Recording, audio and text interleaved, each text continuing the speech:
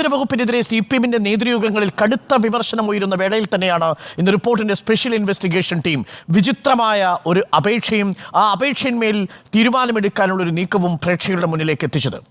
കൊലക്കേസ് പ്രതിയാണ് കക്ഷി. അയാൾ സാമൂഹ്യക്ഷേമ വകുപ്പിന്റെ കീഴിൽ തന്നെ പ്രവർത്തിക്കുന്ന ശിശുക്ഷേമ സമിതിയിലെ ജീവനക്കാരനുമാണ്. എങ്ങനെയാണ് കുഞ്ഞുങ്ങളുടെ കാര്യം നോക്കുന്ന ശിശുക്ഷേമ സമിതിയിൽ ഒരു കൊലക്കേസ് പ്രതി ഇപ്പോഴും ജീവനക്കാരനായിരിക്കുന്നത് എന്നത് പ്രധാനപ്പെട്ട ഒരു ചോദ്യം. ഇനി ഈ വാർത്ത കേൾക്കൂ. കൊലക്കേസ് പ്രതിയുടെ ജയിൽവാസ കാലയളവ് സർവീസിനായി പരിഗണിച്ച് പ്രമോഷൻ കൊടുക്കാൻ CPM-ന്റെ തിരുവനന്തപുരം ജില്ലാ നേതൃത്വം ഇടപെടുന്നു. ശിശുക്ഷേമ സമിതി ജീവനക്കാരനായ പ്രാദേശിക CPM നേതാവും BJP പ്രവർത്തകൻ രഞ്ജിത്ത് കൊലക്കേസിലെ പ്രതിയുമായ അജികുമാറിന് വേണ്ടിയാണ് CPM-ന്റെ വഴിവിട്ട ഇടപെടൽ. 1 വർഷം ജയിലിൽ കിടന്ന കാലയളവ് സർവീസായി പരിഗണിച്ച് സ്ഥാനക്കയറ്റം നൽകാനാണ് ശിശുക്ഷേമ സമിതി ജനറൽ സെക്രട്ടറിയുടെ നീക്കം. രേഖകൾ റിപ്പോർട്ടർ പുറത്തുവിടുന്നു. Reporter big breaking.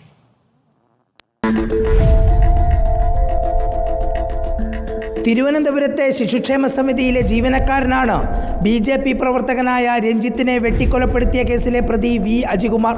ശിശുക്ഷേമ സമിതിയിലെ CITU യൂണിയൻ സെക്രട്ടറിയായ അജികുമാർ വഞ്ചിയൂരെ CPM-ന്റെ പ്രാദേശിക നേതാവ് കൂടിയാണ്.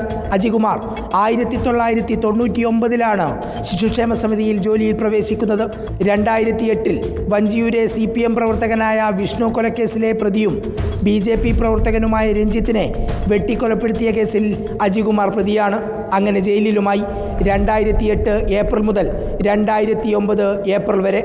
ഈ കാലയളവിൽ ജയിലിലായതിനാൽ സർവീസിൽ നിന്ന് സസ്പെൻഷനിലായി. പിന്നീട് സർവീസിൽ ഇടവേളയായതോടെ ഇത് അജിയുടെ പ്രൊമോഷനെ ബാധിച്ചു. ഇതോടെയാണ് അജികുമാർ പ്രൊമോഷൻ കിട്ടാനുള്ള നീക്കം തുടങ്ങിയത്. അതിനുവേണ്ടി ജയിലിൽ കിടന്ന കാലയളവ് സർവീസായി പരിഗണിക്കണമെന്ന വിചിത്രവാദവുമായി ഇതാ ഈ കാണുന്ന അപേക്ഷ ശിശുക്ഷേമ സമിതി ജനറൽ സെക്രട്ടറിക്ക് നൽകി. കൂടാതെ CPM തിരുവനന്തപുരം ജില്ലാ കമ്മിറ്റിക്ക് കത്തും കൊടുത്തു. പാർട്ടി കത്ത് AKG സെൻറ്ററിലെത്തി. വൈകാതെ മന്ത്രി വീണ ജോർജിൻ്റെ ഓഫീസിലും. ഇതോടെ ഉന്നത ബന്ധമുള്ള അജികുമാറിന് വേണ്ടി ഏത് നിമിഷവും ജയിൽവാസം സർവീസാക്കി കൊടുക്കാൻ തയ്യാറായിരിക്കുകയാണ് ശിശുക്ഷേമ സമിതി ജനറൽ സെക്രട്ടറി. കുഞ്ഞുങ്ങളെ സംരക്ഷിക്കുന്ന സർക്കാർ സ്ഥാപനത്തിലാണ് ഒരു മനുഷ്യനെ വെട്ടിക്കൊലപ്പെടുത്തിയ പ്രതിയുടെ ജോലി. മാത്രമല്ല, വെട്ടിക്കൊലപ്പെടുത്തി ജയിലിൽ പോയ ആ കാലയളവ് സർക്കാർ സർവീസായി പരിഗണിക്കാൻ വേണ്ടി തിരുവനന്തപുരം CPM ജില്ലാ നേതൃത്വവും ശിശുക്ഷേമ സമിതി ജനറൽ സെക്രട്ടറിയും ഒരുങ്ങിക്കഴിഞ്ഞു. Reporter TV Prasad, in reporter, Thiruvananthapuram. അതിഥികളായി നമുക്കൊപ്പം ശിശുക്ഷേമ സമിതിയുടെ general secretary GL Arun Gopi തത്സമയം ചേരുന്നു. ഒപ്പം കോൺഗ്രസ് പ്രതിനിധി വസന്ത് തെങ്ങുംപള്ളി, BJP പ്രതിനിധി അഡ്വക്കേറ്റ് BG വിഷ്ണു, മുൻ ചെയർമാൻ ബാലാവകാശ കമ്മീഷൻ അഡ്വക്കേറ്റ് നസീർ ചാലിയം, സാമൂഹ്യ പ്രവർത്തക P. ഉഷ, ഒപ്പം ഈ റിപ്പോർട്ട് പ്രേക്ഷകരുടെ മുന്നിൽ എത്തിച്ച TV പ്രസാദ്, ഞങ്ങളുടെ സ്പെഷ്യൽ ഇൻവെസ്റ്റിഗേഷൻ ടീം ഹെഡും തത്സമയം പ്രേക്ഷകർക്കൊപ്പമുണ്ട്.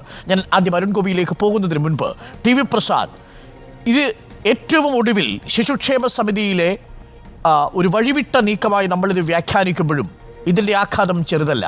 ഒന്ന്, ശിശുക്ഷേമ സമിതി പോലെയുള്ള ഒരു വകുപ്പിൽ, ഒരു ഡിപ്പാർട്ട്മെൻറ്റിൽ ഇത്തരത്തിലൊരു കൊലയാളിയായ അഥവാ കൊലക്കേസിലെ പ്രതിയായ ഒരാൾ ജീവനക്കാരനായി തുടരുന്നു എന്നത് തന്നെ നമുക്ക് മനസ്സിലാകുന്നതേയില്ല.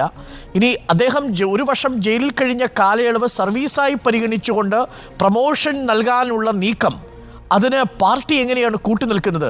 അതിന് പിന്നിലെ യുക്തി എത്ര ആലോചിച്ചിട്ടും മനസ്സിലാവുന്നില്ല TV പ്രസാദ്. ഏതു ഘട്ടത്തിലാണ് ഇങ്ങനെയൊരു നീക്കം നടക്കുന്നത്?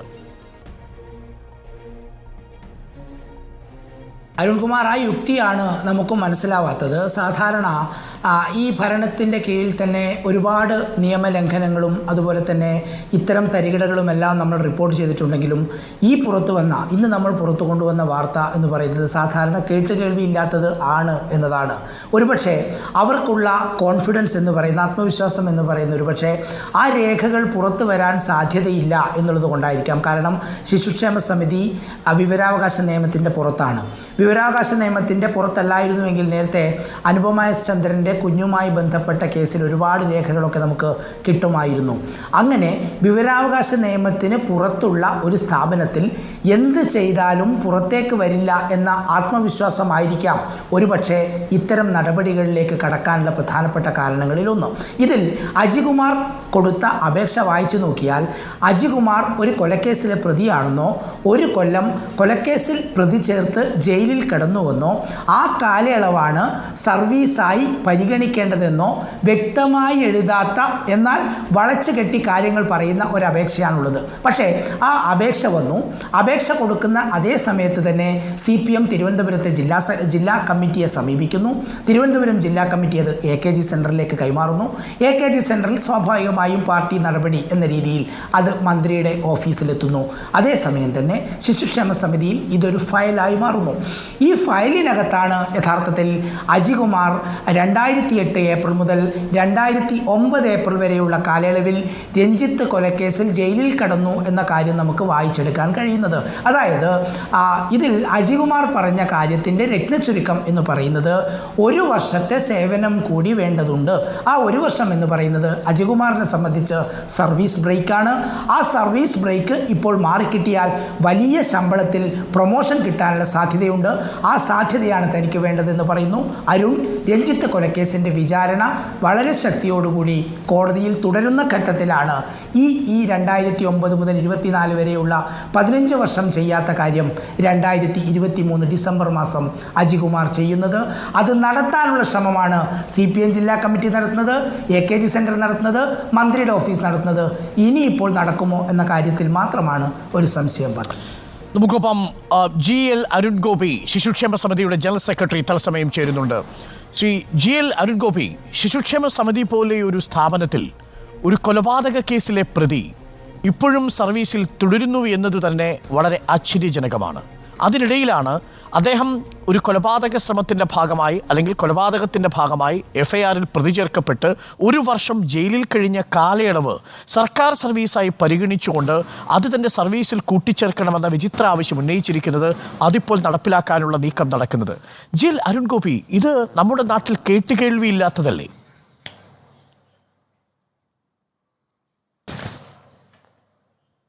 എനിക്ക് ഇക്കാര്യത്തിൽ ഈ പറഞ്ഞത് വച്ചിട്ട് വളരെ അത്ഭുതം തോന്നുകയാണ്. ഇല്ലാത്ത ഒരു കാര്യത്തെ സംബന്ധിച്ചാണ് ഇന്നിവിടെ ചർച്ച നടക്കുന്നത്. 1998 ഇദ്ദേഹം ശിശുക്ഷേമ സമിതിയിൽ ജീവനക്കാരനാകുന്നത്. അതിനുശേഷം 2008 ഇദ്ദേഹം ഒരു കേസിൽ പ്രതി ചേർക്കപ്പെടുന്നു. 2008 ഇദ്ദേഹം ഒരു കേസിൽ പ്രതി ചേർക്കപ്പെടുകയും ഇവിടെ പറഞ്ഞതുപോലെ 1 വർഷമല്ല, ഞാൻ മനസ്സിലാക്കുന്നത് ഏകദേശം 5.5 മാസക്കാലമാണ് ഇദ്ദേഹം ജയിൽവാസം അനുഭവിച്ചു. ആ 5.5 മാസത്തിന് ശേഷം ഏകദേശം 1 വർഷക്കാലം ഈ പ്രതി ചേർക്കപ്പെട്ട ഘട്ടത്തിൽ തന്നെ, അതായത് 2008 ആ 2008 ഇദ്ദേഹം പ്രതി ചേർക്കപ്പെടുന്ന ഘട്ടത്തിൽ തന്നെ ശിശുക്ഷേമ സമിതി ഇദ്ദേഹത്തിനെതിരെ നടപടി സ്വീകരിച്ചു. ഇദ്ദേഹത്തെ സസ്പെൻഡ് ചെയ്ത് പുറത്തു നിർത്തി. ഇദ്ദേഹം പ്രതി ചേർക്കപ്പെടുകയും കുറ്റാരോപിതനായി ആയിട്ടാണല്ലോ സ്വാഭാവികമായും ജയിൽ ശിക്ഷ അനുഭവിക്കേണ്ടി വരിക. കുറ്റാരോപിതനായി, ഇപ്പോഴും കുറ്റം തെളിയിക്കപ്പെട്ടിട്ടില്ല, കുറ്റാരോപിതനായി ജയിൽ ശിക്ഷ അനുഭവിക്കപ്പെട്ടതിന് ശേഷവും ഏകദേശം 7 മാസക്കാലം ഇദ്ദേഹം പുറത്തു നിൽക്കുകയാണ്. 1 വർഷക്കാലത്തിന് ശേഷമാണ് ഇദ്ദേഹത്തെ സർവീസിൽ തിരിച്ചെടുക്കുന്നത്. അതായത് 28/6/2008 സർവീസിൽ നിന്ന് സസ്പെൻഡ് ചെയ്യുകയും 1/5/2009 സർവീസിലേക്ക് എടുക്കും.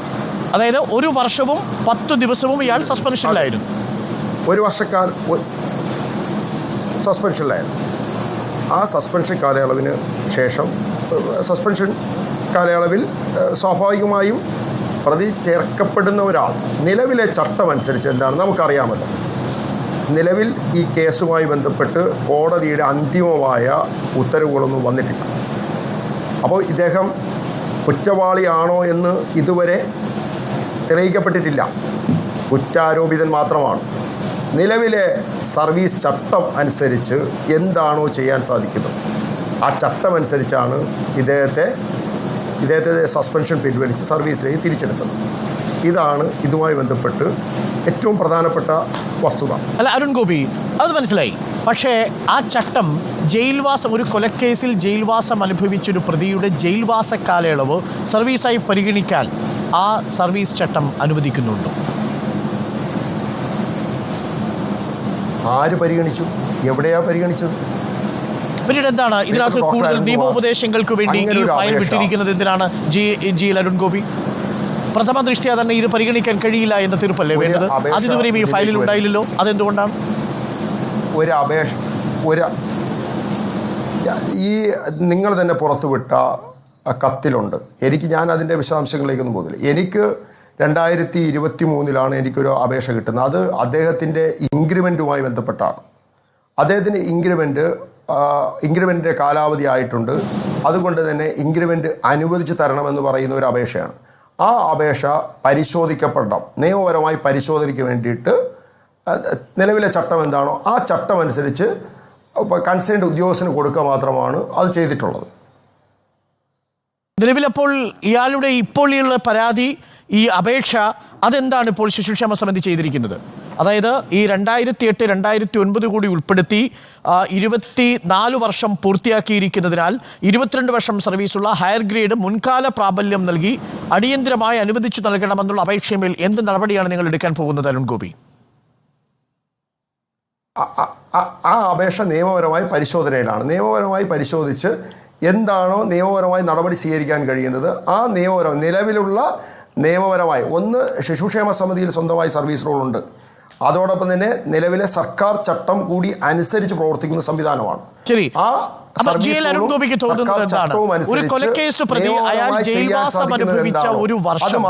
സർവീസ് കാലയളവായി പരിഗണിക്കണമെന്ന് ശിശുക്ഷേമ സമിതിക്ക് മുൻപാകെ അപേക്ഷ വരുമ്പോൾ അരുൺ ഗോപി അതിൽ കണ്ണും പൂട്ടി തീരുമാനമെടുക്കാൻ കഴിയണം. അങ്ങനെയല്ലേ നിലവിൽ? നിങ്ങൾ എന്താണ് അവിടെ ചെയ്യാൻ പോകുന്നത്? അതിൽ ചില നിയമോപദേശങ്ങൾ തേടാൻ തീരുമാനിക്കുന്നു. നിയമത്തെ ഏത് രീതിയിലും വ്യാഖ്യാനിക്കാം. ഡോക്ടർ അരുൺ ഈ പറയുന്നത് പോലെ ഒരു വർഷം ജയിലിൽ കിടന്ന സസ്പെൻഷൻ കാലയളവ്, ജയിലിൽ കിടന്ന ഉൾപ്പെടെയുള്ള സസ്പെൻഷൻ കാലയളവ് റെഗുലൈസ് ചെയ്യണമെന്നാവശ്യപ്പെട്ട് എൻ്റെ മുന്നിലേക്ക് നിവേദനം ലഭിച്ചിട്ടില്ല. അല്ല, ഇതിനകത്തുണ്ട് റെഗുലറൈസ് ചെയ്തിട്ടില്ല. പക്ഷേ റെഗുലറൈസ് ചെയ്യാതെയാണ് അദ്ദേഹം അപേക്ഷ നൽകുന്നതും ആ അപേക്ഷയിന്മേൽ ഫയൽ നോട്ടിൽ നിയമോപദേശം തേടാൻ വേണ്ടിയൊക്കെ അയക്കുന്നതും. അവിടെയാണ് സമ്മർദ്ദം ഉണ്ടാകുന്നതെന്നാണ് ഞങ്ങളുടെ റിപ്പോർട്ട് ചെയ്തിരിക്കുന്നത്. ജി എൽ അരുൺ ഗോപി, ഞാൻ പറഞ്ഞല്ലോ, ആ ഇൻക്രിമെൻറ്റുമായി ബന്ധപ്പെട്ട് ആ ഇൻക്രിമെൻറ്റ് ലഭ്യമാക്കണമെന്ന് ആവശ്യപ്പെടുന്നു. ഇൻക്രിമെൻറ്റ് ലഭ്യമാക്കുന്നതിന് അദ്ദേഹത്തിൻ്റെ സർവീസ് കാലയളവ് അത് കൃത്യമായി നിയമോപദേശത്തിന്റെ അടിസ്ഥാനത്തിൽ അത് പരിശോധിച്ച് നിയമോപദേശത്തിന്റെ അടിസ്ഥാനത്തിൽ മാത്രമല്ല ഇൻക്രിമെന്റ് ലഭ്യമാക്കാൻ സാധിക്കും.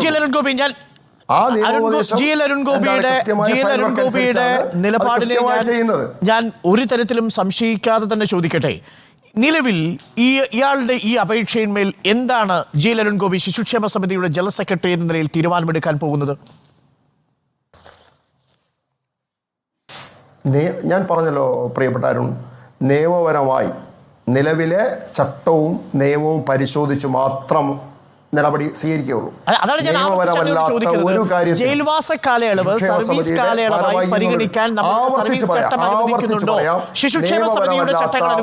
കാര്യം കഴിഞ്ഞ 1.5 വർഷക്കാലമായി സർവീസ് ചട്ടപ്രകാരം ഒരു കൊലക്കേസ് പ്രതി ജയിൽവാസം അനുഭവിച്ച കാലം സർവീസ് കാലയളവായി പരിഗണിക്കാൻ നമ്മളുടെ സർവീസ് ചട്ടം അനുവദിക്കുന്നുണ്ടോ? അദ്ദേഹം ഇപ്പോഴും പ്രതിയല്ല, അദ്ദേഹം കുറ്റാരോപിതമാണ്. അദ്ദേഹം പ്രതിയാണ് അരുൺ ഗോപി. എഫ്ഐആറിൽ അദ്ദേഹം 2ാം പ്രതിയാണെന്നാണ് ഞാൻ മനസ്സിലാക്കുന്നത്. അദ്ദേഹത്തിനെതിരെ മറ്റൊരു കേസ് കൂടിയുണ്ട് ജി എൽ അരുൺ ഗോപി. അതെന്താണെന്ന് അങ്ങേക്കറിയാമോ? ടി വി പ്രസാദ് മറ്റൊരു കേസ് കൂടി അജിക്കുണ്ടെന്നാണ് ഞാൻ മനസ്സിലാക്കുന്നത്. ടി വി പ്രസാദ്,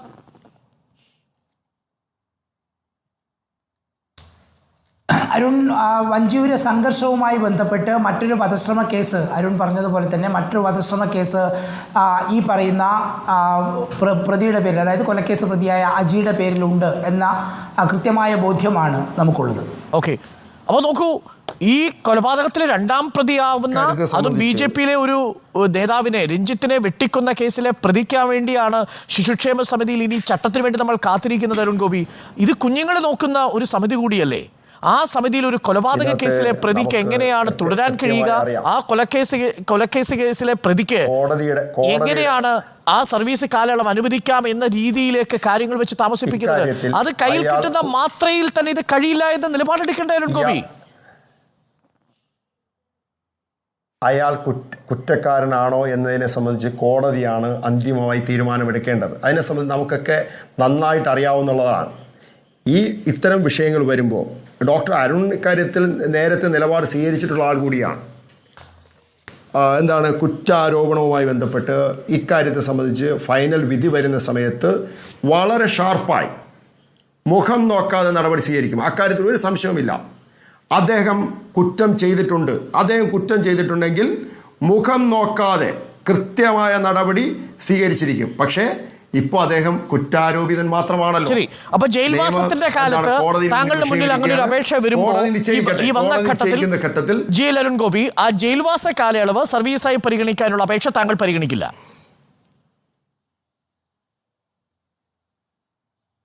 ഒരു കാരണവശാലും പരിഗണിക്കില്ല. Okay, thank you GL Arun Gopi. എനിക്ക് മറ്റ് അതിഥികളിലേക്ക് കൂടി പോകണം ഒരു ഇടവേളയ്ക്കു ശേഷം. അപ്പോൾ വീണ്ടും ശിശുക്ഷേമ സമിതിയിൽ നടക്കുന്നത് എന്താണ് എന്ന അന്വേഷണത്തിലേക്കാണ് പോകുന്നത്. കോൺഗ്രസ് പ്രതിനിധി Vasanth Thengumpally, advocate BG Vishnu, BJP പ്രതിനിധി നസീർ ചാലിയം, ബാലാവകാശ കമ്മീഷൻ മുൻ ചെയർമാൻ സാമൂഹ്യ പ്രവർത്തക P ഉഷ, ഒപ്പം SIT team head TV Prasad എന്നിവർ നമുക്കൊപ്പം ചേരുന്നു. ആദ്യം ഞാൻ വസന്ത് തെങ്കുംപള്ളിയിലേക്ക് പോകുന്നു. വസന്ത് തെങ്കുംപള്ളി, അരുൺ ഗോപി പറഞ്ഞതുപോലെ ഇയാൾ കുറ്റാരോപിതൻ മാത്രമാണ്. ഒരു കുറ്റാരോപിതന് ഒരു അപേക്ഷ നൽകിയാൽ അയാളെ സർവീസ് ചട്ടം അനുസരിച്ച് പരിഗണിക്കുക, അതുമാത്രമേ ശിശുക്ഷേമ സമിതി ചെയ്തിട്ടുള്ളൂ എന്നാണ്. പക്ഷെ ഞങ്ങൾക്ക് കിട്ടിയിരിക്കുന്ന വിവരമനുസരിച്ച് CPM-ന്റെ ജില്ലാ നേതൃത്വമടക്കം ഇയാൾക്ക് ഈ ജയിൽവാസക്കാലം കൂടി കണക്കിലെടുത്തുകൊണ്ട് ഇൻക്രിമെന്റ് നൽകാനും പ്രൊമോഷൻ നൽകാനും ഗ്രേഡ് നിശ്ചയിക്കാനുമാണ് ഇപ്പോൾ സമ്മർദ്ദം ചെലുത്തുന്നത് എന്നാണ്. വസന്ത് തെങ്കുംപള്ളി, എങ്ങനെ നേരിടും നിങ്ങൾ ഇതിനെ? അല്ല ഡോക്ടർ അരുൺ, നോക്കൂ, ഇയാൾക്ക് പ്രൊമോഷൻ കൊടുത്തില്ല എന്ന് തന്നെ ഇരിക്കട്ടെ. ഇപ്പോൾ ശിശുക്ഷേമ സമിതിയുടെ റെപ്രസെൻറ്റേറ്റീവായി ചർച്ചയിലുള്ള ആള് പറഞ്ഞ് ഇയാളെന്തോ, അതായത് നമ്മുടെ ഈ ആരോപണ വിധേയൻ എന്തോ പച്ചവെള്ളം ചവച്ചരിച്ചു കുടിക്കുന്ന മുട്ടനാടാണ് എന്ന് പറഞ്ഞു പോകുമോ എന്നുള്ളതാണ്. നോക്കൂ, ഇവർ നാളെ പറയുകയാണ് ജയിലൊരു സർക്കാർ സ്ഥാപനമാണ്, അതുകൊണ്ട് ജയിലിൽ പോയി നടത്തിയ സേവനം 7 മാസക്കാലം എങ്കിൽ 7 മാസക്കാലം ആ ജയിലിൽ സർക്കാർ സ്ഥാപനത്തിൽ നടത്തിയ സേവനം സർക്കാർ സേവനമായി ഞങ്ങൾ പരിഗണിക്കുകയാണ്, അതാണ് നിയമോപദേശം എന്ന് പറഞ്ഞാലും നമ്മൾ അപ്പാടെ അങ്ങ് വിഴുങ്ങിയേക്കണം കേരളത്തിലെ മാധ്യമങ്ങളും പ്രതിപക്ഷവും ഇവിടുത്തെ യുവജനങ്ങളും ഒക്കെ എന്നാണ് ഇവർ വിചാരിക്കുന്നത്. എന്തോ ഡെപ്യൂട്ടേഷനിൽ പോയതാണോ ജയിലിൽ? ശിശുക്ഷേമ സമിതിയിൽ നിന്ന് അല്ലെങ്കിൽ ആ വകുപ്പിൽ നിന്ന് ഡെപ്യൂട്ടേഷനിൽ ജയിലിൽ ഡ്യൂട്ടിക്ക് പോയിട്ട് വന്ന ആളാണോ? അല്ല. ഞാൻ പ്രാക്ടീസ് ചെയ്യുന്ന ഒരു ലോയറാണ്. ഇവിടെ ലോയേഴ്സ് ഒരുപാട് പേര് ചർച്ചയിലുണ്ട്. നോക്കൂ, പ്രഥമ ദൃഷ്ടിയാൽ കേസ് നിലനിൽക്കുന്നത് കൊണ്ടാണ് വിചാരണ കഴിയുന്നത് വരെ റിവൈവൽ പെറ്റീഷൻ ഫലപ്രദമാവാത്തത്. വിടുതൽ ഹർജിയിൽ അയാൾക്ക് വിടുതൽ കോടതി കൊടുക്കാത്തത് 7 മാസമല്ല 1 ദിവസമെങ്കിൽ അയാളെ ശിക്ഷിച്ചിട്ടുണ്ടെങ്കിൽ പ്രഥമ ദൃഷ്ടിയ പ്രോസിക്യൂഷന്റെ കേസ് നിലനിൽക്കുന്നു എന്ന് കോടതി കാണുന്നതുകൊണ്ടാണ്. സ്വാഭാവികമായും അയാൾ കുറ്റവാളി. എന്താണ് juvenile justice act? Juvenile justice act പറയുന്നത് ആ ആക്ടിന്റെ കീഴിൽ വരുന്ന ഏതെങ്കിലും സ്ഥാപനത്തിൽ ഒരു തൂപ്പുകാരിയായിട്ടെങ്കിലും ഒരാളെ ജോലിക്കെടുത്താൽ POC നിർബന്ധമാണ്, police clearance certificate. Police clearance certificate ഇല്ലാതെ തൂപ്പുകാരിയെ പോലും ജോലിക്കെടുക്കാത്ത ഒരു സ്ഥാപനത്തിൽ ആ സ്ഥാപനത്തിലെ ജോലിക്കാരനായ ഒരാൾ കൊലക്കേസിൽ പ്രതിയേർക്കപ്പെടുക മാത്രമല്ല അയാൾ 7 മാസക്കാലം ശിക്ഷിക്കപ്പെടുന്നു. ഇപ്പോൾ അരുൺ ഗോപി പറഞ്ഞെന്താണ്? 7 മാസമല്ലേ ശിക്ഷിച്ചുള്ളൂ എന്നാണ് പറഞ്ഞത്. മൺസൂൺ കാലത്ത് ടൂർ പോയിട്ട് തിരിച്ചു വന്നതാണല്ലോ. അപ്പോൾ ആ 7 മാസമല്ല ശ്രീ അരുൺ ഗോപി, 1 ദിവസമെങ്കിൽ 1 ദിവസം ശിക്ഷിക്കപ്പെട്ടാൽ ജുവനൈൽ ജസ്റ്റിസ് ആക്ട് പ്രകാരം അയാൾ ഡിസ്മിസലിന് വിധേയനാവും. രണ്ടാമത് നിങ്ങൾ അരുൺ ഗോപി അടക്കം കാണുന്നത് 7 മാസക്കാലം നടപടിക്രമത്തിന്റെ ഭാഗമായി അദ്ദേഹത്തെ അറസ്റ്റ് ചെയ്തു, ജയിലിലിട്ടു. പക്ഷേ തീർപ്പ് വന്നിട്ടില്ല. വിധി വരുന്നതുവരെ അയാൾ നിരപരാധിയല്ലേ എന്നതാണ് ചോദ്യം. അല്ല, അവരത് ഡെപ്യൂട്ടേഷൻ ആണെന്ന് പറഞ്ഞാലും നമുക്ക് അത്ഭുതപ്പെടാനില്ലെന്നേ. അത് തന്നെ ഞാൻ പറഞ്ഞത്. വളരെ പ്രധാനപ്പെട്ട കാര്യമാണ്. ഒരു പ്രധാനപ്പെട്ട പോയിന്റ് ഉള്ളത്, ഈ ജയിലൊരു സർക്കാർ സ്ഥാപനമായതുകൊണ്ട് അവിടെ ഉണ്ട തിന്നാൻ പോയതിനു ശേഷം തിരിച്ചു വന്നപ്പോൾ ഉണ്ടാക്കിയതും ഉണ്ട തിന്നതും സർക്കാർ സർവീസായിട്ട് കണക്കാക്കണം എന്നിവർ വ്യാഖ്യാനിച്ചാൽ പോലും തെറ്റില്ല എന്നാണ്. അഡ്വക്കേറ്റ് BG വിഷ്ണു, BJP പ്രവർത്തകരായ രഞ്ജിത്തിനെ കൊന്ന കേസിലെ പ്രതിയാണ് ഇയാൾ പറയുന്നത് താൻ ചെയ്യാത്ത കുറ്റത്തിന്റെ പേരിൽ സസ്പെൻഷനിലായി എന്നാണ് ഈ അപേക്ഷയിൽ കൊടുത്തിരിക്കുന്നത്. അതാണ് ഏറ്റവും പ്രധാനപ്പെട്ട കാര്യം. പക്ഷേ അത് കോടതിക്ക് ബോധ്യം വന്നിട്ടില്ല, അതുകൊണ്ട് ഇയാളെ വിടുതൽ ഹർജി പരിഗണിച്ചിട്ടില്ല. 2ാം പ്രതി ഇപ്പോഴും തുടരുന്നു എന്നാണ് മനസ്സിലാക്കുന്നത്. അയാൾക്കാണ് ഇൻക്രിമെന്റ് കൊടുക്കാൻ വേണ്ടി ഇപ്പോൾ CPM-ന്റെ ജില്ലാ കമ്മിറ്റി തയ്യാറെടുക്കുന്നത് എന്നാണ് നമ്മൾ മനസ്സിലാക്കുന്നത്. വിഷ്ണു, ശ്രീ അരുൺകുമാർ, തിരുവനന്തപുരം ജില്ല കണ്ടതിൽ വെച്ച് ഏറ്റവും ഹീനമായ കൊലപാതകമായിരുന്നു 2008 തിരുവനന്തപുരം മണ്ണന്തലയുടെ പ്രദേശത്ത് വെച്ച് വെളുപ്പാൻ കാലത്ത് രഞ്ജിത്ത് എന്ന ചെറുപ്പക്കാരനെ RSS പ്രവർത്തകനെ കടയിൽ കയറി ഒരു സംഘം ക്രൂരമായി വെട്ടിക്കൊലപ്പെടുത്തുകയാണ് ഉണ്ടായത്. ആ കേസിലെ മൂന്നാമത്തെ പ്രതിയാണ് ഈ അജികുമാർ എന്ന് പറയുന്ന മൊട്ട അജി. ഇത് കോടതി രേഖകളിൽ രേഖപ്പെടുത്തിയിട്ടുള്ള അയാളുടെ പേര് തന്നെയാണ്. പിന്നെ അദ്ദേഹത്തിൻ്റെ കേസൊന്നും ഇവിടെ ഇരിക്കുന്ന ഇടതുപക്ഷ പ്രതിനിധിക്ക് അല്ലെങ്കിൽ ശിക്ഷ സമിതിയുടെ ജനറൽ സെക്രട്ടറിക്ക് അറിയില്ലെന്ന് പറഞ്ഞാൽ അതൊക്കെ പച്ചക്കള്ളമാണ്. തിരുവനന്തപുരം സെക്കൻഡ് അഡീഷണൽ കോടതിയിൽ 1038/2013 എന്ന കേസിൽ ഇപ്പോൾ വിചാരണ നടക്കുന്ന കേസാണ്. ഈ കേസിന്റെ അടുത്ത ഭാഗം 28/6 ഈ മാസം 28-ാം തീയതി കോടതിയിൽ നടക്കുകയാണ്. അപ്പോൾ ഇത്തരത്തിലുള്ള വലിയ കൊടും ക്രിമിനലുകളെയെല്ലാം സർക്കാർ സർവീസിൽ തുടരാൻ അനുവദിക്കുക എന്ന് മാത്രമല്ല, അവരുടെയൊക്കെ ഏറ്റവും ഹീനമായി ജയിലിൽ കിടന്ന കാലയളവ് പോലും ഗുഡ് സർവീസ് എൻട്രിയായി പോലും ഈ സർക്കാർ കണക്കാക്കി എന്ന് പറഞ്ഞാൽ അതിൽ അത്ഭുതമൊന്നുമില്ല. തീരുമാനമെടുത്തിട്ടില്ല. എന്തുകൊണ്ട് തീരുമാനമെടുക്കാൻ കഴിയുന്നില്ല? മാധ്യമങ്ങൾ, റിപ്പോർട്ടർ ചാനൽ ഇത് പുറത്തു വന്നതുകൊണ്ട് മാത്രമാണ് ഇപ്പോൾ ഇത്തരത്തിലുള്ള ഒരു തീരുമാനമെടുത്തത്. അല്ലെങ്കിൽ വലിയ പ്രൊമോഷൻ നൽകാൻ എല്ലാ വിധത്തിലുള്ള തയ്യാറെടുപ്പുകളും CPM നടത്തിയിരുന്നു. കാരണം ഈ കേസിലെ പ്രധാനപ്പെട്ട പ്രതി എന്ന് പറയുന്നത് തിരുവനന്തപുരം ജില്ലയിലെ പ്രമുഖ ഗുണ്ടകൾ തന്നെയാണ്. അതിൽ ഒന്ന് ചുക്കൻ രഞ്ജിത്ത് എന്ന് പറയുന്ന ഒന്നാം പ്രതി, മൂന്നാം പ്രതി ഈ മൊട്ട രഞ്ജിത്ത് അജിത്ത്, ഏഴാം പ്രതി എന്ന് പറയുന്നത് കുപ്രസിദ്ധ ക്രിമിനലായ ശ്രീ അമ്പലമുക്ക് കൃഷ്ണകുമാർ എന്ന് പറയുന്ന ആളാണ്. ഇങ്ങനെ ക്രിമിനൽ സംഘം നടത്തിയ ഒരു വലിയ കൊലപാതകമാണ് 2008 അരങ്ങേറിയത് എന്നുള്ള കാര്യത്തിൽ ഒരു സംശയവുമില്ല. ഒരു കാര്യം കൂടി ഒരു അഭിഭാഷകൻ എന്ന നിലയിൽ പറയുന്നു, ഈ പ്രതിയെ, മൂന്നാം പ്രതിയായ ശ്രീ മൊട്ട അജിയെ കോടതിയിൽ സാക്ഷികൾ തിരിച്ചറിഞ്ഞു കഴിഞ്ഞിരിക്കുന്നു. എന്തായാലും കോടതി വിധി ഉടൻ ഉണ്ടാകും. അതുകൊണ്ട് സർവീസ് സെന്റർ പോയിട്ട് സെൻട്രൽ ജയിലിലേക്ക് സാക്ഷികൾ തിരിച്ചറിഞ്ഞ് കഴിഞ്ഞതിന് ശേഷമാണ് ഈ അപേക്ഷ കൊടുത്തിരിക്കുന്നതാണ് ഞാൻ മനസ്സിലാക്കുന്നത്. നസീർ ചാലിയം, മുൻ ചെയർമാൻ ബാലാവകാശ കമ്മീഷൻ.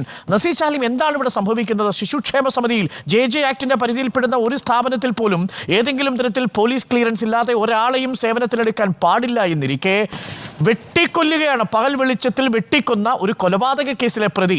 മറ്റൊരു കേസിൽ കൂടി ഇദ്ദേഹം പ്രതിയാണെന്നറിയുന്നു. അതും ഒരു കൊലപാതക കേസാണെന്നാണ് അറിയാൻ സാധിക്കുന്നത്. ഈ മൂന്നാമത്തെ പ്രതിയായ ഈ വ്യക്തിയെ സാക്ഷികൾ കൂടി തിരിച്ചറിഞ്ഞിരിക്കുന്ന സാഹചര്യത്തിലാണ് ഈ നീക്കം. ആ നീക്കത്തെ എങ്ങനെയാണ് തിരഞ്ഞെടുക്കപ്പെട്ട ഒരു സർക്കാരിന് അംഗീകരിക്കാൻ കഴിയുക? നസീർ ചാലിയം, എന്താണ് ഇവിടെ സംഭവിക്കുന്നത്? ഇദ്ദേഹത്തിൻ്റെ പ്രശ്നം ഈ സർവീസ് ചട്ടങ്ങളുടെ അടിസ്ഥാനത്തിൽ കാണുന്നതിനപ്പുറം ഇത്തരം സ്ഥാപനങ്ങൾ, ചൈൽഡ് വെൽഫെയർ കൗൺസിൽ നടത്തുന്ന സ്ഥാപനങ്ങളൊക്കെ ബാലനീതി നിയമത്തിലെ 41-ാം വകുപ്പ് പ്രകാരം അതിൻ്റെ പരിധിയിൽ വരുന്ന സ്ഥാപനങ്ങളാണ്.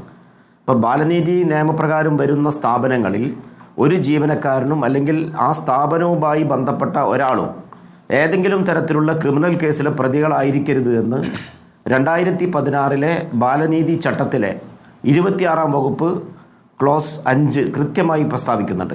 കേസിൽ കൺവിക്റ്റ് ചെയ്യുക എന്നുള്ളതല്ല, ഒരു കേസിലും ഉൾപ്പെട്ടവരാകരുതെന്നും മോറൽ ടർപ്പിറ്റ്യൂഡുമായി ബന്ധപ്പെട്ട ഒരു കേസിലും ഉൾപ്പെട്ടവരെ ഇത്തരം സ്ഥാപനങ്ങളിൽ നിയമിക്കരുതെന്ന് ഈ 26-ാം ചട്ടം, ബാലനീതി നിയമത്തിന്റെ 26-ാം ചട്ടം കൃത്യമായി. 1999 നിയമിതനായ ഈ വ്യക്തിയെ, അജിയെ, 2008 കൊലപാതക കേസിൽ പ്രതി ചേർക്കപ്പെട്ടതുകൊണ്ട് പിരിച്ചുവിടാൻ ആ സർവീസ് ചട്ടത്തിൽ പറയുന്നില്ലല്ലോ. അല്ല, സർവീസ് ചട്ടം പറയുന്നില്ലെങ്കിലും അറ്റ്ലീസ്റ്റ് അദ്ദേഹത്തെ മാറ്റി നിർത്താവുന്നതാണ്. ഇപ്പോൾ കാരണം ഏതെങ്കിലും ഒരു സർക്കാർ ഉദ്യോഗസ്ഥൻ, KSR ബാധകമായ സ്ഥാപനമാണ് ശിശുക്ഷേമ സമിതി. അപ്പോൾ ഏതെങ്കിലും ഒരു സർക്കാർ ഉദ്യോഗസ്ഥൻ ഒരു ഗൗരവ സ്വഭാവമുള്ള കേസുകളിൽ പെട്ടാൽ റിമാൻഡ് കാലാവധി കഴിഞ്ഞാൽ വേണമെങ്കിൽ തൽക്കാലം റീഇൻസ്റ്റേറ്റ് തിരിച്ചെടുക്കാമെന്നുള്ള ചട്ടം പറയുന്നുണ്ട്. പക്ഷേ ആ റിമാൻഡ് കാലാവധി അല്ലെങ്കിൽ ജയിലിൽ കിടന്ന കാലാവധി അല്ലെങ്കിൽ സസ്പെൻഷൻ കാലാവധി അതൊരു സർവീസ് കാലാവധിയായി പരിഗണിക്കണമെങ്കിൽ പൂർണ്ണമായും ആ ക്രിമിനൽ കേസിൽ നിന്നും അവർക്കൊരു ക്ലീനായി ഒരു ഓണറബിൾ അക്വിറ്റൽ കിട്ടിയ കേസുകളിൽ മാത്രമേ അത് മുൻകാല പ്രാബല്യത്തോടു കൂടി ആനുകൂല്യത്തോടു കൂടി അദ്ദേഹത്തെ പരിഗണിക്കാൻ പറ്റൂ. അങ്ങനെ ഒരു വിടുതൽ കൊടുത്തിട്ടില്ലെന്ന് മാത്രവുമല്ല, നിരപരാധിയായി വിധിച്ചിട്ടില്ലെന്ന് മാത്രവുമല്ല, ഈ കൊലക്കേസ് പ്രതിയായ അജികുമാറിനെ സാക്ഷികൾ തിരിച്ചറിയുക കൂടി ചെയ്തിരിക്കുന്നു എന്നതാണ് നേരത്തെ വിഷ്ണു സൂചിപ്പിച്ചതുപോലെ. അപ്പോൾ ശക്തമായ തെളിവുകൾ മുൻപിലുണ്ട് ഉണ്ടായിരിക്കെ, അത് ദൃക്സാക്ഷികളായിട്ട് ആ തെളിവുകൾ മുന്നിൽ ഉണ്ടായിരിക്കെ, ആ ഘട്ടത്തിലാണ് വിധിക്കുന്നതിന് മുൻപ് കിട്ടാവുന്ന ഇൻക്രിമെന്റും കിട്ടാവുന്ന ഗ്രേഡും വാങ്ങിച്ചുകൊണ്ട് പോകാനുള്ള ഈ നീക്കവും അതിനെ ഒരു ഉളുപ്പുമില്ലാതെ പിന്തുണയ്ക്കുന്ന പാർട്ടി നേതൃത്വത്തിന്റെ നിലപാടും. പി ഉഷ, സാമൂഹ്യ പ്രവർത്തക കൂടി നമുക്കൊപ്പം ചേരുന്നുണ്ട്. പി ഉഷ, ബാലനീതി വകുപ്പുകളിലെല്ലാം തന്നെ ബാലനീതി നിയമങ്ങളുടെ അടിസ്ഥാനത്തിൽ ഇത്തരത്തിൽ ഏതെങ്കിലും ഒരു ക്രിമിനൽ കുറ്റം ചെയ്ത ഒരാളെ വെച്ചുകൊണ്ടിരിക്കുക, ഇനി ഏത് സർവീസ് ചട്ടം പറയുമ്പോഴും ഇങ്ങനെ ഒരാളെ പുലർത്തിക്കൊണ്ട് പോവുക എന്നുള്ളത് ഈ സമൂഹത്തോട് പ്രതിബദ്ധതയുള്ളൊരു സർക്കാരിന് ചെയ്യാൻ കഴിയുന്ന ഒന്നാണോ പി ഉഷ? തീർച്ചയായും അല്ല. ഈ കാര്യത്തിൽ ശിശുക്ഷേമ സമിതി സെക്രട്ടറി ഈ ജെ ആക്ട് ഒന്നും അറിയാത്ത തരത്തിൽ ഈ വളരെ രാഘവത്തോടു കൂടി ഇത് കാണുന്നത് തന്നെ നമുക്ക് വളരെ ഭീതി ഉണ്ടാക്കുന്നു. കാരണം വളരെ ചെറിയ കുട്ടികളെ സംരക്ഷിക്കുന്ന, അവരെ നമ്മുടെ സമൂഹം അർഹിക്കുന്ന തരത്തിൽ അവർക്ക് നല്ല ജീവിതം നൽകാനുള്ള അഡോപ്ഷന് വേണ്ടി പ്രവർത്തിക്കുന്ന ഒരു സമിതിയാണിത്. അപ്പോൾ അതിൻ്റെ സെക്രട്ടറി തന്നെ പറഞ്ഞത് ഇത് വളരെ ചെറിയൊരു കാര്യമാണ്, കുറ്റാരോപിതൻ മാത്രമാണ്. പക്ഷെ കുറ്റാരോപിതർ അവിടെ വരാൻ പാടില്ല, അത് സെക്രട്ടറി മനസ്സിലാക്കണം. വളരെ മോശമാണ് ഈ കാര്യം. മാത്രമല്ല, ഈ ശിശുക്ഷേമ സമിതിയുടെ ഒരു ചരിത്രം, കുട്ടിക്കടത്ത് നടത്തിയത് മുൻ സെക്രട്ടറി ഒരു കുട്ടിക്കടത്തിൻ്റെ നേതാവായിരുന്നു. അതിൽ നടപടിയൊന്നും എടുക്കാത്തത് കൊണ്ടാണ് അജികുമാറിനെ പോലുള്ള ആൾക്കാർ അവിടെ വളരെ സുഖസുന്ദരമായി ജീവിക്കുകയും അയാളുടെ പ്രൊമോഷൻ പോലത്തെ കാര്യങ്ങൾ ചിലപ്പോൾ ഓരോ കുറ്റകൃത്യം ചെയ്യുമ്പോഴായിരിക്കും അയാൾ ഓരോ പ്രൊമോഷൻ ആവശ്യപ്പെടുക. അയാൾ വിചാരിക്കുന്നുണ്ടാവും ഇത്തരം കുറ്റകൃത്യങ്ങളാണ് ഈ ശിശുക്ഷേമ സമിതിയിൽ ആവശ്യം. വളരെ വളരെ വളരെ മോശം കാര്യമാണ്. മാത്രമല്ല, കഴിഞ്ഞ കുറേ കാലങ്ങളായിട്ട് ഈ കുട്ടികളുടെ സംരക്ഷണവുമായിട്ടുള്ള ബന്ധപ്പെട്ട സ്ഥാപനങ്ങളിൽ വളരെ ദുർബലപ്പെടുത്തിയിരിക്കുകയാണ്. ഇതുപോലത്തെ കുറ്റാരോപിതരും അതുപോലെ തന്നെ മറ്റു തരത്തിൽ കുട്ടികളുടെ അവകാശങ്ങളുമായിട്ട് ബന്ധപ്പെട്ട് ഒരു പരിചയവും ഇല്ലാതെ വെറുതെ രാഷ്ട്രീയ പാർട്ടികളുടെയോ അല്ലെങ്കിൽ അതുപോലുള്ള മറ്റ് സംഘടനകളുടെയൊക്കെ പ്രവർത്തകരായി ശിശു സംരക്ഷണ രംഗത്തോ കുട്ടികളുടെ അവകാശ പ്രവർത്തന രംഗത്തോ ഒരു പരിചയമില്ലാത്ത ആളുകളെ ആ ചുമതല ഏൽപ്പിക്കുകയും ഇതുപോലെ ഈ സ്ഥാപനങ്ങൾ വേറെ തരത്തിലാവുകയും ചെയ്യുന്നു. നമ്മൾ ആലോചിക്കേണ്ട ഒരു കാര്യം, കുട്ടികൾക്ക് ആരും ഇവിടെ വന്ന് സമരം ചെയ്യാനൊന്നും ഉണ്ടാവില്ല. ഒരു പ്രസാദ് പോയിട്ട് ഈ റിപ്പോർട്ട് കണ്ടുപിടിച്ചതുകൊണ്ട് ഇത് പുറത്തു വന്നു. അല്ലെങ്കിൽ എന്തായിരിക്കും അവിടെ നടക്കുക? അല്ലെങ്കിൽ ഈ ശിശുക്ഷേമ സമിതിയെക്കുറിച്ച് എന്തുകൊണ്ടാണ് മുഖ്യമന്ത്രി മുഖ്യ ചുമതലയുള്ള ശിശുക്ഷേമ സമിതിയുടെ ജനറൽ സെക്രട്ടറിയായിട്ട് അപേക്ഷ കൊടുത്താൽ ഈ പാർട്ടിയുടെ ജില്ലാ നേതൃത്വം അതും പരിഗണിക്കുമെന്നാണ് ഞാൻ മനസ്സിലാക്കുന്നത്. ഈ ഘട്ടത്തിൽ അത്രമേൽ സമൂഹം തന്നെ പ്രാഥമികമായി ഒരു കാരണവശാലും പിന്തുണയ്ക്കാൻ പാടില്ലാത്തൊരു വിഷയമാണെന്ന് അറിഞ്ഞിട്ടും പാർട്ടിയുടെ നേതൃത്വം എന്തുകൊണ്ടാണ് ഇതിന് പിന്നിൽ നിൽക്കുന്നത് എന്നൊരു വളരെ പ്രധാനപ്പെട്ട ചോദ്യമുണ്ട്. നമ്മൾ സംസാരിക്കുന്നത് ശിശുക്ഷേമ സമിതിയെക്കുറിച്ചാണ്, കൊട്ടേഷൻ സംഘത്തിൽ പ്രവർത്തിക്കുന്ന ജീവനക്കാരനെ കുറിച്ചല്ല എന്നൊരു ഓർമ്മപ്പെടുത്തൽ കൂടി. ഒരു ഇടവേളയ്ക്ക് ശേഷം വെൽക്കം ബാക്ക്. ജയിൽവാസം സേവന കാലയളവായി പരിഗണിച്ചുകൊണ്ട് ഇൻക്രിമെന്റും ഹയർ ഗ്രേഡ് പ്രൊമോഷനും അനുവദിക്കണമെന്നുള്ള ശിശുക്ഷേമ സമിതിയിലെ ജീവനക്കാരൻ അജികുമാറിന്റെ അപേക്ഷ അനുകൂലമായി പരിഗണിക്കാൻ ഒരുങ്ങുന്നു എന്ന വാർത്തയാണ് പ്രേക്ഷകരിലേക്ക് എത്തിയത്. ഇപ്പോൾ ശിശുക്ഷേമ സമിതിയുടെ ജനറൽ സെക്രട്ടറി അരുൺ ഗോപി പറയുന്നത് ആ അപേക്ഷ ഇനി പരിഗണിക്കില്ല എന്നാണ്. വസന്ത് തെങ്ങുംപള്ളി, ഈ അപേക്ഷ പരിഗണിക്കില്ല എന്ന് നമ്മുടെ ചാനൽ മുറിയിൽ വന്ന് ഈ ശിശുക്ഷേമ സമിതിയുടെ ജനറൽ സെക്രട്ടറി പറയുന്നതിനു പകരം ഈ അപേക്ഷ കിട്ടിയ നാളിൽ തന്നെ ഇത് പരിഗണിക്കാൻ കഴിയില്ല എന്ന തീരുമാനം എടുത്തിരുന്നെങ്കിൽ ഇങ്ങനൊരു അഭ്യൂഹത്തിനിടയാകുമായിരുന്നില്ല. പാർട്ടി തെറ്റിദ്ധരുത്താൻ ഒരുങ്ങുന്നു എന്ന് 5 ദിവസത്തെ നേതൃയോഗം കൂടി പുറത്തിറങ്ങുമ്പോൾ പുറത്തുവരുന്ന വാർത്തകളിലൊന്നാണ് ഒരു കൊലപാതക കേസിലെ പ്രതിയെ ശിശുക്ഷേമ സമിതിയുടെ ജീവനക്കാരനായി തുടരാൻ അനുവദിക്കുക മാത്രമല്ല അയാൾക്ക് പ്രൊമോഷൻ കൊടുക്കുന്ന കാര്യം കൂടി പരിഗണിക്കുന്നു എന്നുള്ളത്. വസന്ത് തെങ്ങുംപള്ളി. അതെ ഡോക്ടർ അരുൺ, അങ്ങ് പറയുന്നത് ശരിയാണ്. നോക്കൂ, ഇപ്പോൾ ശ്രീ TV പ്രസാദ് ഇത് പുറത്തു കൊണ്ടുവന്നില്ലെങ്കിൽ ഇത് വെളിയിൽ വരില്ല. കാര്യം എന്താണെന്ന് വെച്ചാൽ നമ്മുടെ വിവരാവകാശ നിയമം 2005 പരിധിയിൽ ഇത് പെടുന്നില്ല എന്നതുകൊണ്ട് തന്നെ ഇത് വെളിയിലേക്ക് കൊണ്ടുവരാൻ ആരും ഉണ്ടാവില്ല എന്ന് വിചാരിച്ചാണ് ഇവർ ഈ രാത്രിയിൽ ഒളിച്ചു കിടത്തുന്ന പോലെ ഈ പ്രൊമോഷൻ നടപടികളുമായി മുമ്പോട്ട് പോകുന്നത്. പക്ഷേ നാലാം തൂണായ മാധ്യമങ്ങൾ, പ്രത്യേകിച്ച് ശ്രീ TV പ്രസാദ് അടക്കമുള്ള റിപ്പോർട്ടർ ഇൻവെസ്റ്റിഗേഷൻ ടീം അതിന് പുറകെ നിന്നതുകൊണ്ട് ജനം ഇത് അറിഞ്ഞു എന്നുള്ളത് മാത്രമാണ്. തിരുത്തൽ നടപടി ഇവിടെ തൊട്ടാണോ തുടങ്ങിയിരിക്കുന്നത്? CPM നിന്ന് നമ്മൾ ഇത് തന്നെയാണ് ഡോക്ടർ അരുൺ പ്രതീക്ഷിക്കുന്നത്. പണ്ട് CPM എന്തായിരുന്നു? Communist party for Marxist, communist party of Marxist ആയിരുന്നെങ്കിൽ ഇന്ന് CPM communist party for murderers ആണ്. കൊലപാതകികൾക്ക് വേണ്ടിയുള്ള കമ്മ്യൂണിസ്റ്റ് പാർട്ടിയാണ്. നോക്കൂ, കഴിഞ്ഞ ദിവസമല്ലേ ബലാത്സംഗ കേസിലെ പ്രതിയെ തിരിച്ചെടുത്തത്?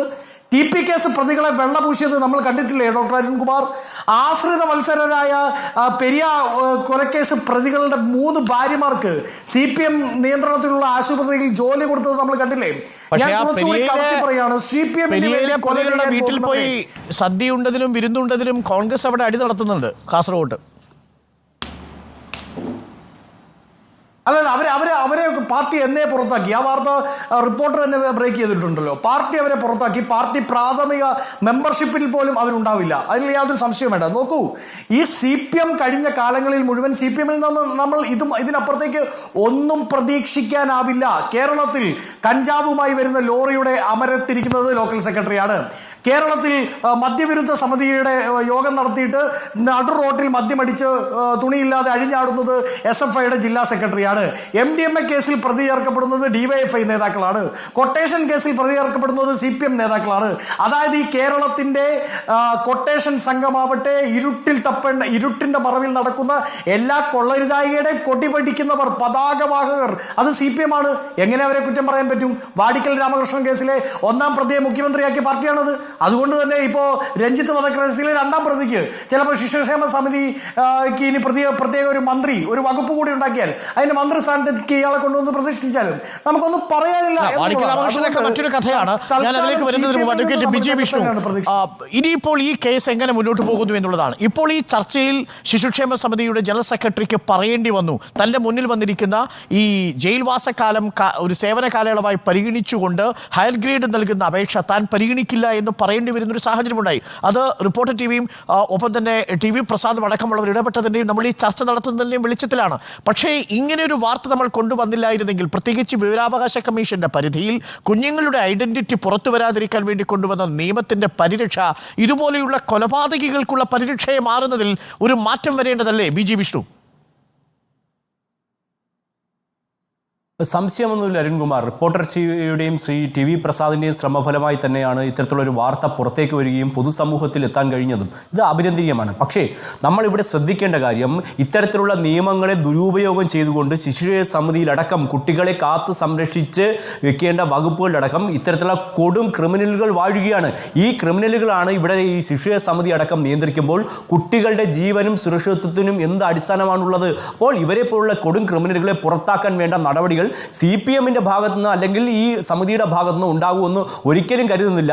ഇത്തരത്തിലുള്ള ഗുണ്ടകളെയും ക്രിമിനലെയും അക്കോമഡേറ്റ് ചെയ്യാൻ വേണ്ടി തന്നെയാണ് ഭരണകാലയളവിൽ മുഴുവൻ ഇവിടെ ശ്രമിച്ചുകൊണ്ടിരിക്കുന്നത്. തിരുവനന്തപുരം കോർപ്പറേഷനിലായാലും മുൻ ജില്ലാ സെക്രട്ടറിയുടെ കത്തിൻ്റെ അടിസ്ഥാനത്തിൽ ഉദ്യോഗസ്ഥരെ നിയമിക്കുന്ന സംവിധാനം തന്നെ താൽക്കാലികമായി എല്ലായിടത്തും CPM തുടരുകയാണ്. കേരളത്തിലെ യുവജനങ്ങളെ തൊഴിലില്ലാതാക്കുകയാണ്. എന്നിട്ട് അവരുടെ ഗുണ്ടകൾ, ക്രിമിനൽ, മയക്കുമരുന്ന് കേസിൽ പ്രതിയായവർ, അടിപിടി കേസിൽ, ബലാത്സംഗ കേസിൽ പ്രതിയായ എല്ലാവരും കേരളത്തിൻ്റെ അധികാര കേന്ദ്രത്തിൽ ഇരുന്നു കൊണ്ട് ഇവിടുത്തെ സ്ത്രീകളെയും കുട്ടികളെയൊക്കെ സംരക്ഷിക്കാൻ എന്ന ഭാവം വരുന്ന ഒരു ജീർണിച്ച അവസ്ഥയിലേക്കാണ് കേരളത്തെ കൊണ്ടെത്തിച്ചിരിക്കുന്നതെന്ന് നിസ്സംശയം പറയാം. ഇയാൾ അംഗൻവാടിയിലെ വർക്കേഴ്സുമായി ബന്ധപ്പെട്ടുകൊണ്ടുള്ള സ്ഥാപനത്തിലാണ് കുറച്ചു കാലം സേവനമനുഷ്ഠിച്ചതെന്നാണ് നമ്മൾ മനസ്സിലാക്കുന്നത്. ഒരു കൊലപാതക കേസിലെ പ്രതിയാണ് എന്നുള്ളതാണ്. നസീർ ചാലിയം, ഈ നിലവിൽ തിരുവനന്തപുരം 2-ാം അസിസ്റ്റന്റ് സെഷൻസ് കോടതിയിൽ നടക്കുന്ന കേസാണ്. ഇതിൽ ഇപ്പോൾ 5ഉം 6ഉം പ്രതികൾ അബ്സ്കോണ്ടിംഗ് ആണ്. 3-ാമത്തെ പ്രതിയായിട്ടാണ് ഈ അജികുമാർ എന്ന മൊട്ടയജിയുടെ പേര് ചേർത്തിരിക്കുന്നത്. നസീർ ചാലിയം, ഇയാൾ ഇപ്പോഴും ഈ ശിശുക്ഷേമ സമിതിയിൽ തുടരുന്നതിനെതിരെ നിയമ നടപടിക്ക് ഇപ്പോഴും സാധ്യതയില്ലേ? അതല്ല, ഇയാൾക്കും ഈ കുറ്റം തെളിയുന്നതുവരെ നിരപരാധി എന്ന ആനുകൂല്യം കൊടുത്തുകൊണ്ട് ഒരു കൊലപാതക കേസിലെ 3-ാമത്തെ പ്രതിയെ കുട്ടികളുടെ അവകാശങ്ങൾ സംരക്ഷിക്കുന്ന, കുട്ടികളുടെ ക്ഷേമം ഉറപ്പുവരുത്തുന്ന ഒരു സമിതിയിൽ തുടരാൻ അനുവദിക്കേണ്ടത് ധാർമ്മികമായി ശരിയാണോ നസീർ ചാലിയം? അല്ല, ധാർമ്മികമായി മാത്രമല്ല നിയമപരമായും ശരിയല്ല എന്നാണ് എൻ്റെ അഭിപ്രായം. കാരണം നമ്മൾ സാധാരണ ഒരു സർവീസ് ചട്ടങ്ങളിൽ നിന്ന് വ്യത്യസ്തമായി ഈ ബാലനീതി നിയമപ്രകാരം പ്രവർത്തിക്കുന്ന സ്ഥാപനങ്ങൾക്ക് ബാലനീതി നിയമത്തിലെ ചട്ടങ്ങൾ പാലിക്കാനുള്ള നിയമപരമായ ബാധ്യതയുണ്ട്. അപ്പോൾ നേരത്തെ അദ്ദേഹത്തെ ആ സ്ഥാപനത്തിൽ നിയമിക്കപ്പെട്ടു എന്നുള്ള കാരണം കൊണ്ട് മാത്രം ഒരു വളരെ ഗുരുതരമായ കുറ്റകൃത്യത്തിൽ ഉൾപ്പെട്ട് കഴിഞ്ഞാൽ അദ്ദേഹത്തെ ഈ ജുവനൈൽ ജസ്റ്റിസ് ചട്ടത്തിലെ 26-ാം വകുപ്പ് പ്രകാരം മാറ്റി നിർത്തുന്നതിന് ഈ സർവീസ് ചട്ടപ്രകാരം ഒരു തടസ്സവുമില്ല. കാരണം ഗൗരവമായ കുറ്റകൃത്യത്തിൽ ഉൾപ്പെട്ട ആളുകളെ അങ്ങനെ സർവീസിൽ നിന്നും പുറത്ത് നിർത്താറുണ്ട്. ഇപ്പോൾ ഉദാഹരണമായി അധ്യാപകർ പോക്സോ കേസുകൾ ഉൾപ്പെട്ട് കഴിഞ്ഞാൽ അവരുടെ കേസ് തീർപ്പാകുന്നത് വരെ മാറ്റി നിർത്തണമെന്ന് സംസ്ഥാന ബാലാവകാശ കമ്മീഷന്റെ തന്നെ ശുപാർശയുടെ അടിസ്ഥാനത്തിൽ വിദ്യാഭ്യാസ വകുപ്പ് ഉത്തരവ് പുറപ്പെടുവിച്ചിട്ടുണ്ട്. വളരെ പ്രധാനപ്പെട്ട കാര്യമാണ്. നമ്മുടെ വാർത്ത വന്ന് 24 മണിക്കൂറിനുള്ളിൽ ശിശുക്ഷേമ സമിതിയുടെ ജനറൽ സെക്രട്ടറി ഇതാ ഈ നമ്മളുടെ ചാനൽ മുഖാന്തരം പ്രേക്ഷകരോട് പറയുന്നു, ഈ അപേക്ഷയമേൽ താൻ നടപടി എടുക്കില്ല എന്ന് പറഞ്ഞാൽ ഈ അപേക്ഷ ഇനിയിപ്പോൾ ജില്ലാ കമ്മിറ്റിയുടെ സമ്മർദ്ദമുണ്ടെങ്കിലും അവർക്ക് മുന്നോട്ട് കൊണ്ടുപോകാൻ കഴിയാത്ത സാഹചര്യത്തിൽ അത് ഉപേക്ഷിക്കുന്നുവെന്ന്. പക്ഷെ അപ്പോഴും നസീർ ചാലിയം പറഞ്ഞ വളരെ പ്രധാനപ്പെട്ട ഒരു പോയിന്റ് ഉണ്ട്. ഗുരുതരമായ കുറ്റകൃത്യങ്ങളിൽ ഏർപ്പെട്ടയാളെ JJ ആക്ടിന്റെ പരിധിയിലുള്ള സ്ഥാപനങ്ങളിൽ എങ്ങനെയാണ് തുടരാൻ അനുവദിക്കുക എന്നതും പ്രസക്തമായ കാര്യമാണ്. ഇയാൾക്ക് പ്രൊമോഷൻ കൊടുക്കുക എന്നത് നിഷേധിക്കണമെന്നത് മാത്രമല്ല, ഇയാൾ സർവീസിൽ തുടരുന്നത് തന്നെ ആ അർത്ഥത്തിൽ ഈ സർക്കാരിന് ലജ്ജാകരമായ ഒന്നല്ലേ? ഉറപ്പായിട്ടും അരുൺ, കാരണം ഇതുമായി ബന്ധപ്പെട്ട് ആദ്യം നമുക്ക് കിട്ടിയ ഇൻഫോർമേഷൻ എന്തെന്നാൽ ഒരു കൊലക്കേസ് പ്രതി അവിടെ ജോലി ചെയ്യുന്നു എന്നതാണ്. അതിൻ്റെ ഒരു ഞെട്ടൽ തന്നെ തുടക്കത്തിൽ തന്നെ ഉണ്ടായിരുന്നു. പക്ഷെ പിന്നീട് ഈ ഫയൽ കൂടി കയ്യിൽ കിട്ടിയപ്പോഴാണ് ഇതിൻ്റെ ഒരു ഭീകരത മനസ്സിലാവുന്നത്. അതായത് ഈ കൊലപാതകം കഴിഞ്ഞതിന് ശേഷം ഈ പറയുന്ന ഒരു വർഷത്തെ കാലയളവ് അത് സർവീസായി, സർക്കാർ സർവീസായി പരിഗണിച്ച് പ്രൊമോഷൻ കിട്ടണമെന്ന അപേക്ഷയും മാത്രമല്ല അതിൻ്റെ മുകളിൽ നടക്കുന്ന ചർച്ചകളുമൊക്കെ കണ്ടപ്പോഴാണ് ഇതിൻ്റെ ഒരു ഭീകരത മനസ്സിലായതും നമ്മളതിന്ന് എത്രയും പ്രാധാന്യത്തോടെ റിപ്പോർട്ട് ചെയ്തതും. അരുൺ, ഇതിവിടെ അവസാനിക്കുന്നില്ല, നമ്മൾ ഇതിൻ്റെ പിന്നാലെയുണ്ട്. ഇങ്ങനെ ഒരു സംഭവം ശിശുക്ഷേമ സമിതിയിൽ നടന്നിട്ടുണ്ട് എങ്കിൽ മറ്റ് ഡിപ്പാർട്ട്മെൻറ്റുകളിൽ ഇതിന് സമാനമായ പലതും സംഭവിച്ചിട്ടുണ്ടാകുമെന്ന ഉറച്ച ബോധ്യത്തിൽ തന്നെ നമുക്ക് പിന്നാലെ കൂടാം. ഓക്കെ, ടി വി പ്രസാദ്, വളരെ പ്രധാനപ്പെട്ട കാര്യമാണ്. ശിശുക്ഷേമ സമിതിയുടെ ഒരു ജീവനക്കാരനായി, ഓഫീസ് അസിസ്റ്റൻ്റായി 1999 സേവനമനുഷ്ഠിച്ചു തുടങ്ങിയ ആൾ ഗുരുതരമായ ഒരു കുറ്റകൃത്യത്തിൽ ഏർപ്പെട്ടയാളാണ്. അയാൾ 2008 നടത്തിയ കുറ്റകൃത്യത്തിന് 1 വർഷം ജയിൽ ശിക്ഷ അനുഭവിച്ചയാളാണ്. അയാൾക്ക് ആ ജയിൽവാസക്കാലം സേവന കാലയളവായി പരിഗണിച്ചുകൊണ്ട് ഇൻക്രിമെന്റും ഗ്രേഡും നൽകണമെന്നതായിരുന്നു അപേക്ഷ. ഇപ്പോൾ ഈ ചർച്ചയിൽ തീർപ്പായിരിക്കുന്നു ആ അപേക്ഷ പരിഗണിക്കില്ല എന്ന്. താങ്ക് യു ജിയിൽ അരുൺ ഗോപി, ഒപ്പം Vasanth Thengumpally, advocate BG Vishnu, Naseer Chaliyam, P Usha, T V Prasad ചർച്ചയിൽ ചേർന്നതിന്.